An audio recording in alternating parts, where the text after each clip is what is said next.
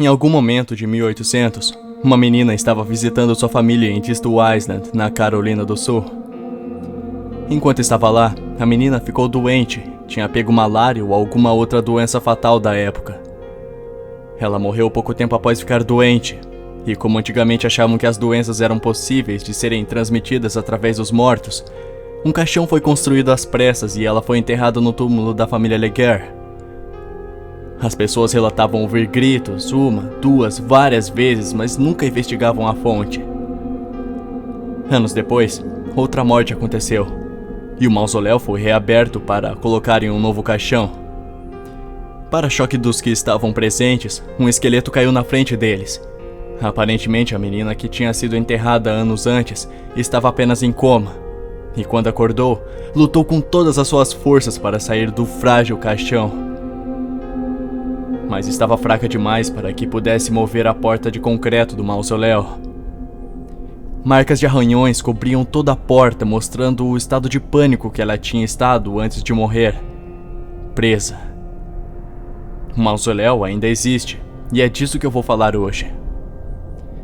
Alguns anos atrás eu estava passando algum tempo com os meus amigos, explorando lugares velhos e supostamente assombrados. Estávamos na primeira igreja presbiteriana Edisto, onde essa menina que se chamava Julia Leger foi enterrada. Bom, meus amigos pensaram que seria uma ideia um tanto quanto engraçada fechar a porta de pedra atrás de mim e me deixar preso lá até ficar de manhã.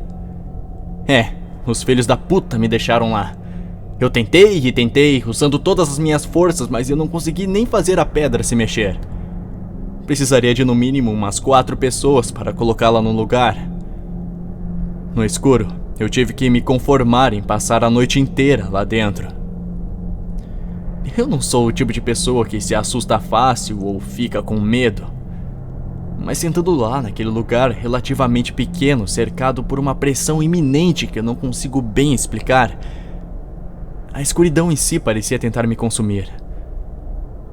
De todos os lados parecia que um peso estava pressionando a minha pele, me fazendo respirar com dificuldade.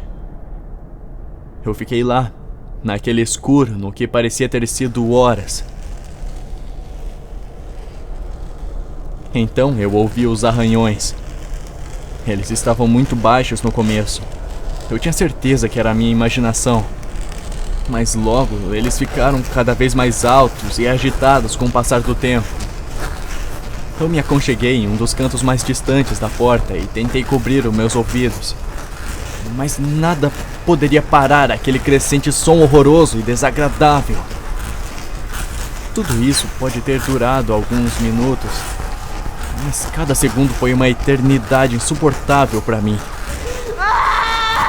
Então, um grito alto ecoou através da escuridão.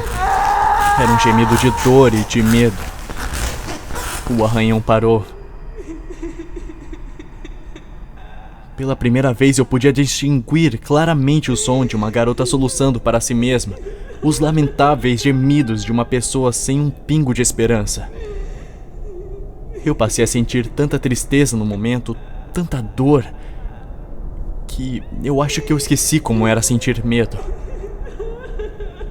Em meu coração, todo o sofrimento dela parecia ecoar.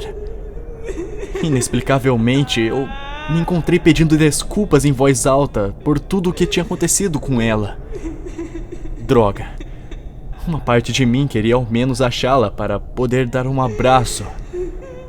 Mas eu não poderia me levar a pensar nisso, por medo de eu realmente poder acabar achando ela. Eu não sei se ela tinha percebido a minha presença. Os soluços continuaram e eu podia ouvir novamente aqueles dedos contra a laje de pedra que era a porta da tumba. Eu acabei dormindo em algum momento, o que mais parecia um presente misericordioso do destino. Eu não tenho certeza de quanto tempo eu fiquei apagado, mas eu fui acordado por um barulho alto, como se a porta batesse contra o chão lá fora. Eu podia imaginar que o amanhecer já estava próximo, então eu devo ter dormido por pelo menos algumas horas. A porta estava aberta, Eu tropecei para fora e fui a uma pequena casa de oração destrancada. Eu acho que antes devia ser uma pequena igreja segregada, mas, independente disso, eu me encostei na porta e esperei nervoso até que os meus, entre aspas, amigos chegassem. Me aproximei quando eles se juntaram ao redor da porta caída. 2 deles estavam ajoelhados ao lado dela e com caras de choque. Haviam riscos sangrentos cobrindo o interior da porta. Alguns arranhões leves de unha, muitos com marcas brutas. Eu acho que a mulher deve ter gritado muito, demais, quando as unhas saíram dos seus dedos. Eu não sei. No começo eles olharam para mim, então olharam para as minhas mãos. Então, desesperados, eles olharam um para o outro. Eu estava chateado com o que fizeram comigo, mas ainda éramos amigos, né? Eu disse cada detalhe do que eu me lembrava ter acontecido, querendo que eles soubessem pelo que eu tive que passar naquela maldita noite. Finalmente, depois que eu de má vontade entrei no carro e começamos a voltar, o meu amigo me disse: a gente estava com medo de dizer qualquer coisa, mas olhe para esse seu rosto, cara. Mais tarde, eu descobri que muitas vezes as pessoas tinham tentado trancar permanentemente a entrada para o mausoléu, colocando vários tipos de bloqueios e cadeados que exigissem um equipamento pesado para removê-los. Então, meu grupo teve uma sorte danada para ter encontrado a porta deitada no chão. Isso foi na década de 1980, a última tentativa de muitos através das décadas. Parecia que alguma força estava assegurando que era impossível repetir os erros do passado. Isso é algo que eu sou compreensivelmente muito grato. Mas até o dia de hoje eu me arrepio até a espinha quando eu penso no que aconteceu naquela noite. Quando eu alcancei o assento traseiro e ajustei o espelho retrovisor, eu vi que havia sangue ensopado na minha cara. Assim como os riscos na laje de pedra, haviam linhas vermelhas escuras em cada lado do meu rosto. Como se alguém tivesse me botado suavemente no colo e acariciado o meu rosto, com dedos rasgados enquanto eu dormia naquela noite, sentindo o calor de outro pela primeira vez em mais de 100 anos.